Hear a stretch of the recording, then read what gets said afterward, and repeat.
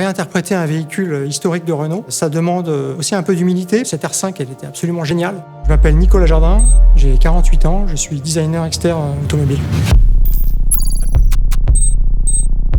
L'objectif était clair, c'était de réinterpréter la R5 de l'époque, mais de la propulser dans la modernité. La R5, elle avait ce regard tout à fait particulier et on a beaucoup déployé d'énergie pour essayer de justement focaliser là-dessus et pour faire en sorte que sur notre concept, ça soit un élément prépondérant, un élément vivant même.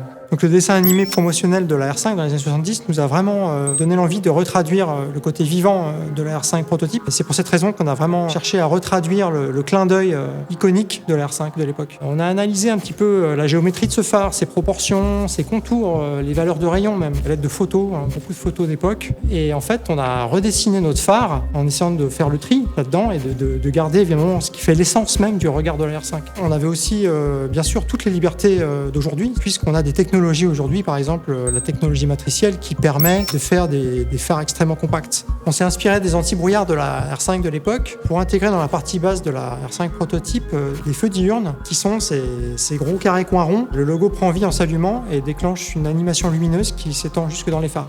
Et l'idée, c'était vraiment de la magnifier, mais de la moderniser. Et ça, je pense qu'on a réussi à le faire justement grâce à l'échange et au partage.